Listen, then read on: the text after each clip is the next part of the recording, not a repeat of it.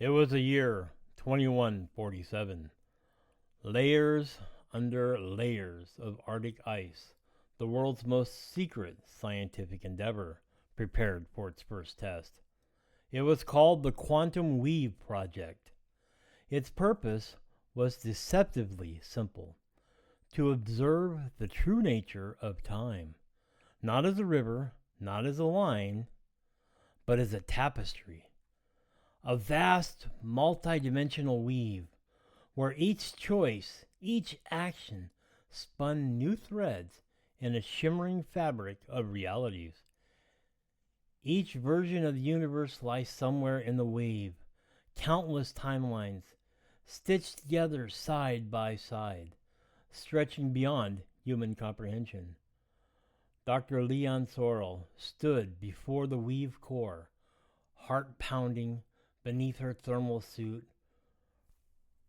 Her reflection in the polished surface of the quantum lattice looked almost ghost-like.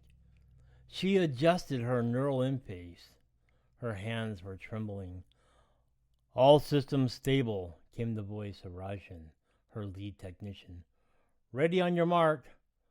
Liam inhaled slowly. "Begin phase 1. A hum, then a harmonic tone, not mechanical, not digital, but something else. The quantum lattice lit up, its threads of pure probability weaving themselves into impossible geometries. For one impossible moment, the laws of physics themselves held their breath. They even fractured. Lian blinked. The lab was gone. She stood atop a rust-colored mesa, staring at twin moons over a Martian horizon. Her skin was sun-darkened, her hands calloused from years of labor. In her mind, knowledge of life spent mining Mars crust. Not studying quantum theory, no Earth, no Antarctica, just a bitter taste of dust and grit. A blink, a tug. She was in a floor-soaked Manhattan, perched on the skeletal remains of an old sky bridge. The ocean had swallowed the lower half of the city.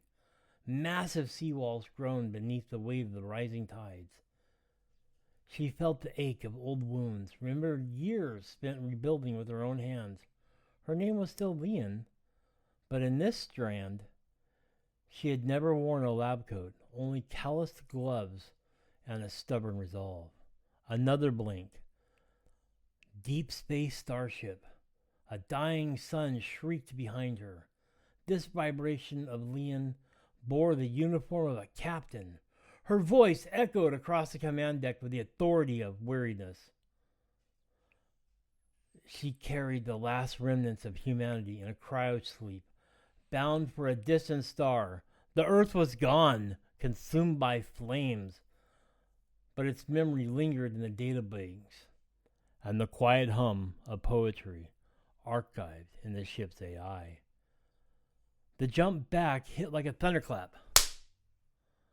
Liam collapsed in the lab, grasping her heart. Only 8 seconds had passed. Her team swarmed around her, alarmed. She could barely hear them. Her mind still echoed with voices from lives she had not lived. "It worked," she croaked.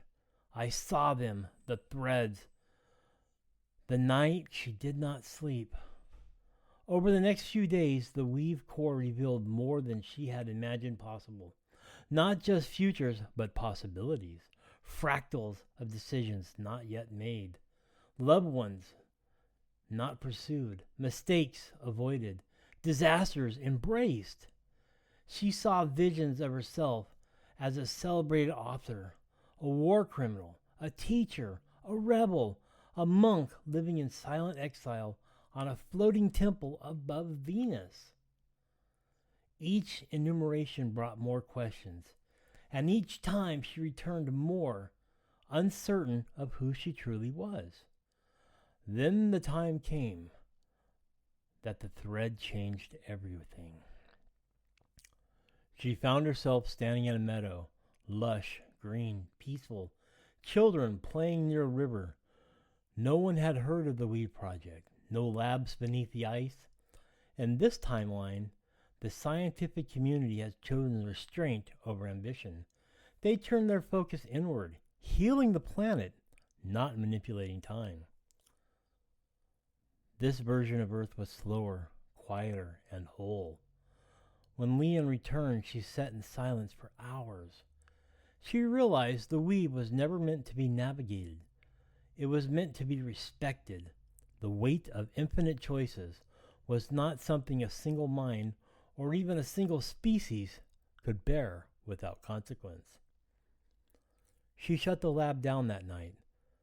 The others protested, governments demanded access, corporations offered wealth, technology, even synthetic immortality. But Lian refused.